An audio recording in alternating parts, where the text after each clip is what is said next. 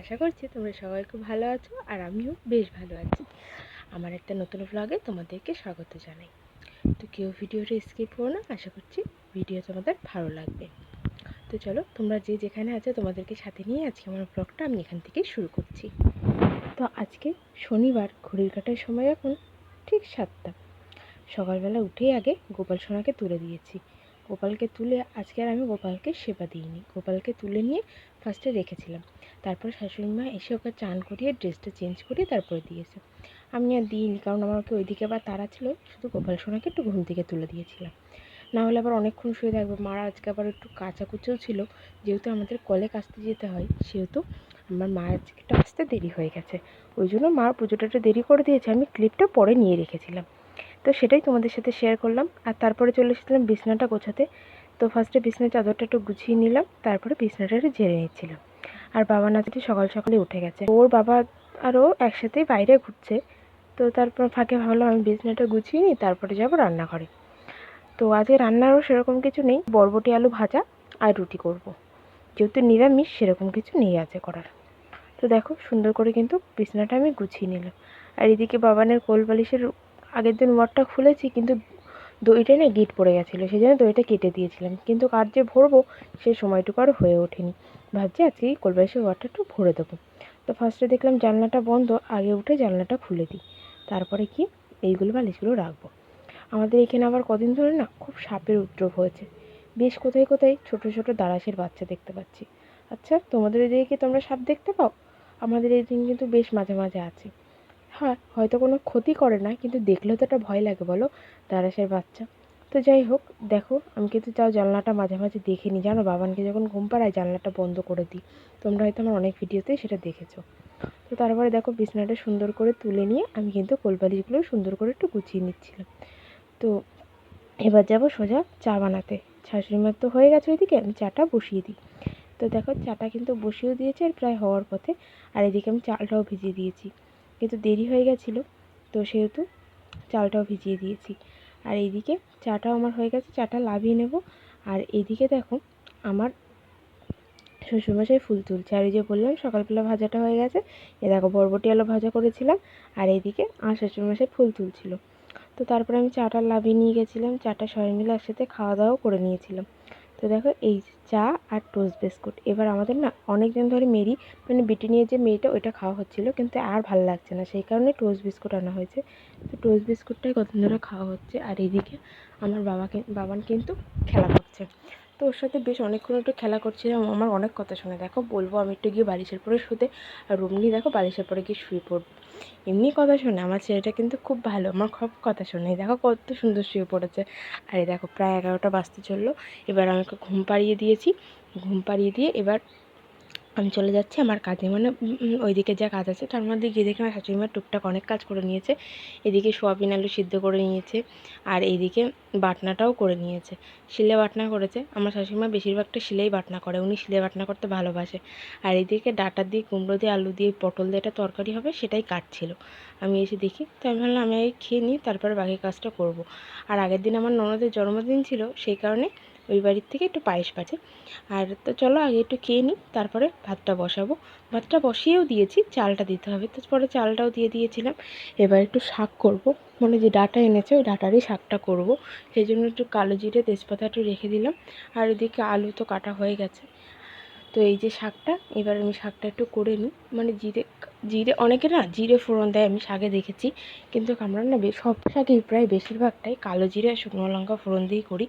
তো আজকে শাকটা এইভাবেই করব, কালো জিরে ফোড়ন দিয়ে। এবার হালকা প্রথমে লঙ্কাগুলো দিয়ে আমি তারপরে শাকটা দিয়ে দিয়েছিলাম। তো দিয়ে এবার একটু লবণ দিয়ে ঢাকা দেবো, শাকটা কিন্তু নরম হয়ে যাবে। দেখতে কতটা লাগছে, কিন্তু ভাজার পরে না একটুখানি হয়ে যায়। তো যাই হোক, এইভাবেই আমি শাকটা করে নিয়েছিলাম। এবার দেখো শাকটা লবণ দিয়ে দিয়েছি, এবার আমি শাকটা ঢাকা দিয়ে দিয়েছি। আর এদিকে আমার ভাতটাও প্রায় হওয়ার মুখে। তো এই যে এবার আমি এই দুটো কাজ করেই চলে যাব ওই দিকের কাজে, আমি আর এইদিকে আসবো না, কারণ ওই দিকেও আমার অনেক কাজ আছে। এবার আমি ওই দিকটা সামলাবো। হ্যাঁ, তার মধ্যে অবশ্যই বাবানের খাবারটা করে নেবো আগে। তো বাবানের এই কদিন না আমি ডাল আর সয়াবিনটাই দিচ্ছি, ওর না পেটটা খুব একটা ভালো নেই সেই কারণে। তো ওইদিকে আমার শাকও হয়ে গেছে, কড়াইটা ধুয়ে রেখেছি। আর এদিকে আমার শাশুড়ি যে বললাম তরকারি হবে, সেইগুলোই কাটাকুটি করছে। কুমড়ো, ডাঁটা, ওই যে পটল, আলু সব কাটবে। তো আমি বললাম ঠিক আছে তুমি কাটতে লাগো, ততক্ষণ আমি ডালটা বসিয়ে দিই। তো ডালটা আমার হয়ে গেছিলো। এদিকে আমি দুধটাও জাল দিয়ে নিয়েছিলাম, কালকে রাত্রে এনেছি, কিন্তু কালকে রাত্রে আর জাল দেওয়া হয়নি। তো সেই জন্য তো যারা যারা আমার ভিডিওটা এখনও দেখছো তাদেরকে জানাই অসংখ্য ধন্যবাদ। এইভাবে আমাকে একটু সাপোর্ট করো, আমার পাশে থাকো। আশা করছি তোমাদেরকে প্রত্যেক দিন নতুন নতুন ব্লগ দিতে পারবো। আর তোমরা যদি অন্য কোনো ব্লগ বা প্র্যাঙ্ক ভিডিও দেখতে চাও আমাকে কমেন্ট করো, আমি নিশ্চয়ই করার চেষ্টা করব। তো তারপরে আমার দুধ জাল দিয়ে কিন্তু দেখো দুধটাও উতলে গেছে, প্রায় হওয়ার মুখে দুধটাও। তো দুধটা জাল দিয়ে নিয়ে এবার যাবো আমি ঘরের কাজে অনেক জামা কাপড় আছে, সেগুলোই করতে হবে। এবার ঘর ঝাড় দিয়ে মোছা, আসলে বাবা ওঠার আগে আমাকে সবটাই করে রাখতে হবে, নাহলে না অনেক প্রবলেম হয়ে যায় ওকে নিয়ে কাজ করতে গেলে। মানে একজন না একজনকে ওকে সাথে থাকতেই হয়। তখন দেখা গেল আমার শ্বশুরমশাই রান্নাটা করে নিলেও আমার শ্বশুরমশাইয়ের শরীরটা তখন ভালো লাগে না, এমনি আমার শ্বশুরমশাইয়ের শরীরটা খারাপ। তো উনি রান্নাটাই যে করে দেয় এটা আমার কাছে অনেক, কারণ আমার পক্ষে মানে আমি মনে করি হ্যাঁ অসম্ভব বললে কিছু না, সম্ভব হতো, বাট আমার একটু কষ্ট হয়ে যেত। তো সেই উনি রান্নাটা করে দেয় অনেকটা, আমি অর্ধেকটা করে আসলাম, অর্ধেকটা উনি করবে। তো তারপরে দেখো আমি চলে গেছিলাম ঘরটা মুছতে, সুন্দর করে ঘরটা মুছে নিচ্ছিলাম। আর দরজাটাও দিয়ে দিলাম, যেহেতু বাবান ঘুমাচ্ছে, ওনার একটু আওয়াজ পেলেই উঠে যাবে। ওর কান বিশাল সজাগ, মানে তুমি যদি টুক করে একটা আওয়াজ করো না চোখটা খুলে ফেলবে, ওর কান এতটাই সজাগ। তো যাই হোক, সেই জন্য ঘরের ভিডিওটা প্রায় তোমাদের সাথে শেয়ার করা হয় না, বাইরেরটাই করি বা ওই ঘরেরটা করি। তো দেখো ঘর কিন্তু আমি সুন্দর করে মুছে নিচ্ছিলাম।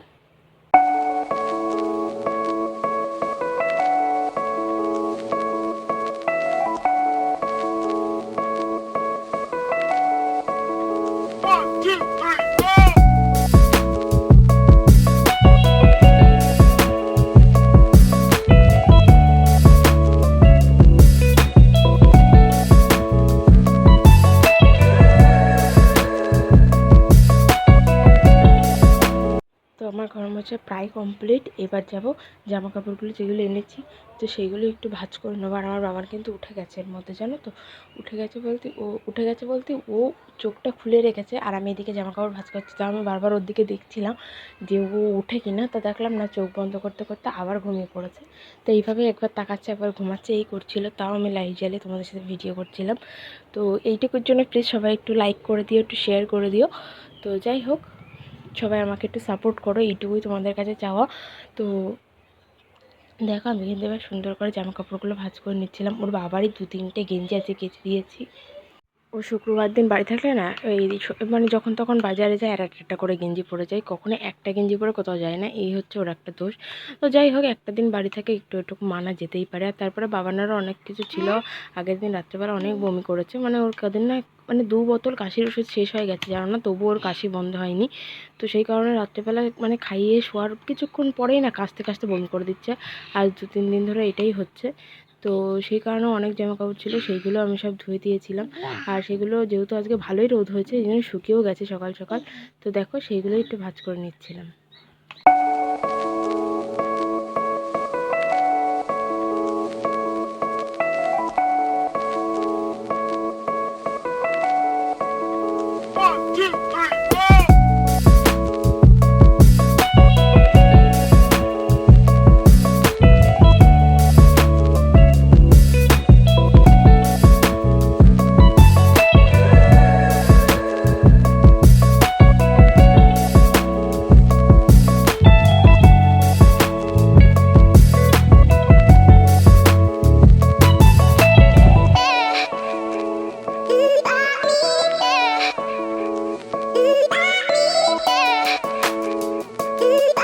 তারপর আমি জামা কাপড়গুলো সুন্দর করে ভাঁজ করে গুছিয়েও রেখেছিলাম। আর এইদিকে বাগানের দুধটা ঢালা বাকি ছিল, তো মানে দুধটা মানে ফুরিয়ে গেছিলো, একটুখানি ছিল সামান্য কোটোতে, তো সেটাই আমি একটুখানি ঢেলে নিচ্ছিলাম। আর ওইদিকে কিন্তু আমার বাবা অলরেডি উঠে গেছে, ও কিন্তু খুনখুন করছে। তো আমি এখন ভয় দিচ্ছি, ও কিন্তু আমার পাশেই আছে, ও খেলা করছে। যাই হোক তোমরা ওর আওয়াজ পাচ্ছ কিনা, কিন্তু ও কিন্তু টুকটুক টুকটুক আওয়াজ করেই যাচ্ছে। ওই দেখো আবার যা বললো। তো যাই হোক, তোমরা কিন্তু প্লিজ কিছু মনে পড়ো না, সবাই একটু ম্যানেজ করে নিও। আসলে ওকে নিয়েই আমার সব কিছু করতে হয়, তো ওকে সামলানো খুব মুশকিল, এই জন্য কি সহজে সবাই কেউ নিতে চায় না ওকে। এমনি সবাই কিন্তু খুব ভালোবাসে, আসলে ঠেকায় রাখতে পারে না আসলে এই। আর আমার শ্বশুর শাশুড়ির তো বয়স হয়েছে, ওনারাও আর পারে না। তো যাই হোক, তাও যতক্ষণ নেয় অনেকটা নেয়, আর অনেকটা মানে ওনাদের কষ্ট হয়ে যায় সেটা আমি বুঝতে পারি। তো যাই হোক, তারপরে দেখো আমি বাবানের দুধটা ঢেলে নিয়েছিলাম, আর ওইদিকে ও কিন্তু কাঁদছে, মা মা মা মা করেই যাচ্ছে। এখন সব কিছুতে মা বলা শিখে গেছে, এখন কিছু হলেই মা মা মা এরকম বলতেই থাকে। আগে মাম্মাম বলতো, এখন মাটা বলে, মাম্মামটা এখন ভুলে গেছে। তো যাই হোক, তারপরে দেখো আমি দুধটা কিন্তু ঢেলে নিয়েছিলাম। তো তারপর দেখো উঠে গেছিলো, ওকে নিয়ে আমি একটু খেলা করছিলাম। আর এই দেখো ওকে আমি বেঁধে রেখেছি, ও কেমনভাবে শুয়ে আছে, ওখান থেকে আর লাফতে পারছে না। আসলে ও লাফতে পারে খাট থেকে, তবু একটা মনের ভিতর ভয় তো থাকে, তাই না বলো? ওই জন্য আমি ওকে বেঁধে রাখি। তো ছোটোবেলায় একবার পড়ে গেছিলো, তখনও 7 থেকে 8 মাস মনে হয় বয়স, তখনও একবার পড়ে গেছিলো। তো সেই থেকে আমার খুব ভয়, তারপর আমি বেঁধেই রাখি ওকে। তো তারপর আমি ওকে খুলে দিয়েছিলাম, তারপর ওর সাথে একটু খেলা টেলা করলে চান করিয়ে ওকে খাইয়ে দিয়েছি। এখন দেখো চুপচাপ খেলা করছে আমার সাথে। ওই দুধের প্যাকেটটা ওর নেবে খুব বায়না করছিল, তাই দুধের প্যাকেটটা দিয়েছি, ওইটা নিয়েই খেলছিল। আর এখন দেখো প্রায় 1টা বাজতে গেল। তারপরে অনেকটা কাজ করেছি, খাওয়া দাওয়া করে এসেছিলাম, বাবানকেও ঘুম পাড়িয়ে খাওয়া দাওয়া করতে গেছিলাম, দুধের বোতলগুলো ধুয়ে নিয়েছিলাম। তো তারপর আমি একটু শুয়ে নিয়েছিলাম, আর শেয়ারভাবে তোমাদের কাছে শেয়ার করতে পারিনি। আর এইদিকে দেখো আজকে আমাদের রান্না হয়েছিল সয়াবিন, আর হচ্ছে যে সব রকম দিয়ে একটা তরকারি। তো তারপর সন্ধ্যাবেলা চা করতে চলে গেছিলাম, চাটা করে আবার রাত্রেবেলা খাবারও করতে গেছি। তো এই দেখো ভাত বসিয়ে দিয়েছি, বাবানের ডাল সিদ্ধ বসানো হয়ে গেছে, আবার হয়েও গেছে। এইদিকে তরকারিগুলো সব ফ্রিজ থেকে এনেছি, আর ওইদিকে আমার বাসনগুলো মাজা হয়ে গেছে, জলও ভরে নিয়েছি। মানে টুকটাক আমার সব কাজ শেষ। তো আজকের মতো আমার ভিডিওটাও এখানেই শেষ। তো তোমাদের যদি আমার ভিডিওটা ভালো লেগে থাকে অবশ্যই like comment share and subscribe করে দিও। দেখাবে নেক্সট কোনো একটা ব্লগে, ততক্ষণ সবাই ভালো থেকো।